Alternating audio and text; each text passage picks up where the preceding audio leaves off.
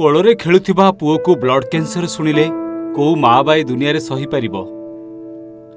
ଆଜି ମାର ଏମିତି କିଛି ଅବସ୍ଥା। ପାଗଳୀଙ୍କ ପରି ମନ୍ଦିରକୁ ଧରି ଦୌଡୁଛି ତ କେତେବେଳେ ପଣତ ଦେଖାଇ ପୁଅ ପାଇଁ ଜୀବନର ଭିକ୍ଷା ମାଗୁଛି। ମାର ଆଖିର ଲୁହ ଶୁକୁରି।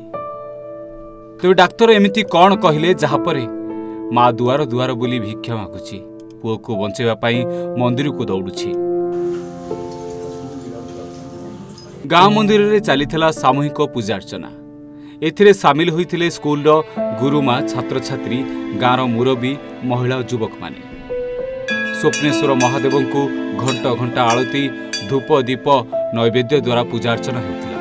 ଏସବୁ କାର୍ଯ୍ୟ ପଛରେ ଥିବା ସତଟି ହେଉଛି ସେହି ଗ୍ରାମର ଛୋଟିଆ ଶିଶୁପୁତ୍ରର ଆଶୁ ଆରୋଗ୍ୟ କାମନା କରୁଥିଲେ ସମସ୍ତେ।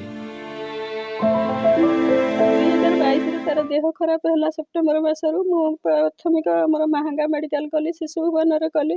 ତାପରେ ଲାଷ୍ଟରେ ଯାଇକିରି 2023ରେ ଏସ୍ସିବିରେ କଲା ବେଳକୁ ଜାଣିଲୁ ଯେ ବ୍ଲଡ୍ କ୍ୟାନ୍ସର। 2023 ମାର୍ଚ୍ଚ ମାସରେ ଜାଣିଲୁ। ମାର୍ଚ୍ଚ ମାସରୁ ଆମେ ଅଗଷ୍ଟ ମାସ ପର୍ଯ୍ୟନ୍ତ ତାର ଫାଷ୍ଟ ଟ୍ରିଟମେଣ୍ଟଟା ସେଠି ଗୋଟେ କୋର୍ସ ସାରିଥିଲୁ।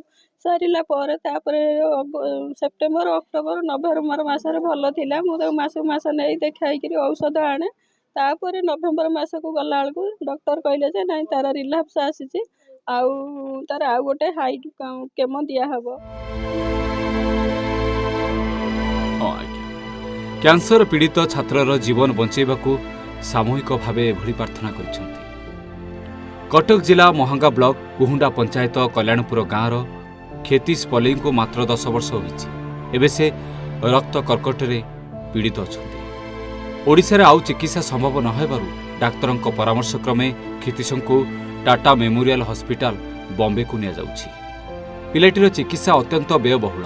ଏଥିପାଇଁ ଅର୍ଥର ବହୁ ଆବଶ୍ୟକତା ରହିଛି ଆଉ ସେଥିପାଇଁ ବୈଜ୍ଞାନିକ ବ୍ୟକ୍ତିମାନଙ୍କୁ କ୍ଷିତୀଶଙ୍କ ମା କାନି ପାତି ସାହାଯ୍ୟ ମାଗୁଛନ୍ତି।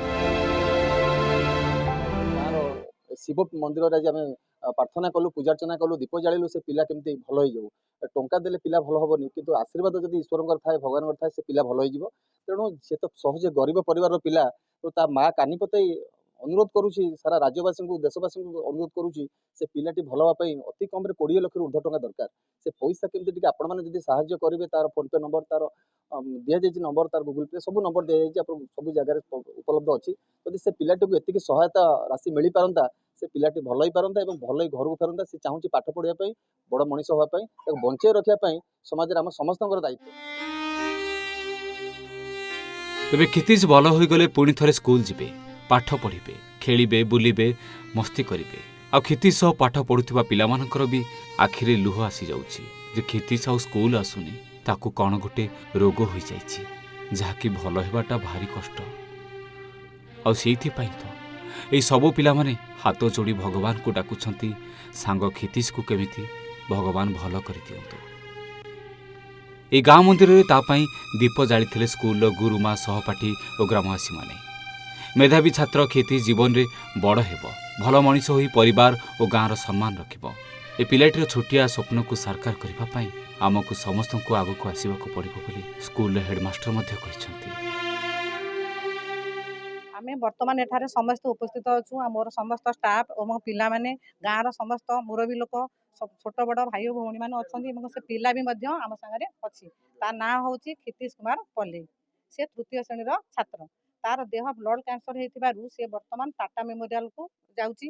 ତେଣୁ ବର୍ତ୍ତମାନ ମୁଁ ଭଗବାନଙ୍କ ପାଖରେ ପ୍ରାର୍ଥନା କରୁଛି ସେ କେମିତି ଆରୋଗ୍ୟ ଲାଭ କରୁ ଏବଂ ସମସ୍ତଙ୍କର ଆଶୀର୍ବାଦ ନେଇ ଭଲରେ ତାର ଆଜି ତା ପାଇଁ ଆଜି ପୂଜାର୍ଚ୍ଚନା ହେଉଛି ଏବଂ ତାର କେମିତି ଦେହର ଆଶୁ କାମନା ଆରୋଗ୍ୟ କରିକିରି ମୁଁ ଭଗବାନଙ୍କ ପ୍ରାର୍ଥନା କରୁଛି ତା ଦେହ କେମିତି ଶୀଘ୍ର ଭଲ। ପରିବାର ନିବେଦନ କରିଛନ୍ତି ଯଦି କୌଣସି ସହୃଦୟ ବ୍ୟକ୍ତି ଆଗକୁ ଆସି ସାହାଯ୍ୟ କରନ୍ତି, ତାହେଲେ ପୁଣି ଥରେ ସେହି ପରିବାରରେ ପୁଅଟିର ଭବିଷ୍ୟତ ଉଜ୍ଜଳ ହୋଇପାରନ୍ତା। କ୍ଷିତୀଶ କୁମାର ପଲେଇ, ତା ନାଁ, ସେ ତୃତୀୟ ଶ୍ରେଣୀରେ ପଢୁଥିଲା। ତାକୁ ବ୍ଲଡ୍ କ୍ୟାନ୍ସର ହେଇଛି।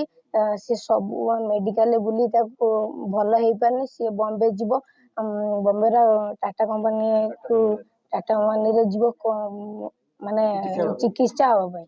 ଆଉ ଆମ ଦିଦି ଷ୍ଟାଫ ସବୁ ଆସିଛନ୍ତି ଗାଁ ମନ୍ଦିରକୁ। ଗାଁ ମନ୍ଦିରରେ ଏଠି ପୂଜା ଅର୍ଚ୍ଚନା ହେଉଛି। ମାନେ ପଇସାରେ ଆମର ମାନେ ଭଲ ଦେହ ଭଲ ହୁଏ ନା। ଆଶୀର୍ବାଦ ଥିଲେ ଆମର ସମସ୍ତଙ୍କର ଠାକୁରଙ୍କର ଆଶୀର୍ବାଦ, ଦିଦିମାନଙ୍କର ଆଶୀର୍ବାଦ, ସମସ୍ତଙ୍କର ଆଶୀର୍ବାଦ ଥିଲେ ହିଁ ସେ ଭଲ ହେଇପାରିବ। ମାହାଙ୍ଗାରୁ ସଞ୍ଜୟ କୁମାର ବେହେରାଙ୍କ ରିପୋର୍ଟ, ଓଡ଼ିଶା ଭାସ୍କର। ଜାତକ ବିଚାର ଏବଂ ଗୃହର ବାସ୍ତୁଜନିତ ସମସ୍ୟାର ସମାଧାନ ପାଇଁ ଯୋଗାଯୋଗ କରନ୍ତୁ ଜ୍ୟୋତିର୍ବିଦ ବାସ୍ତୁବିଦ ଶ୍ରୀ ମାନସ ଚନ୍ଦ୍ର ନାୟକ। ଯୋଗାଯୋଗ କରନ୍ତୁ 9438481748।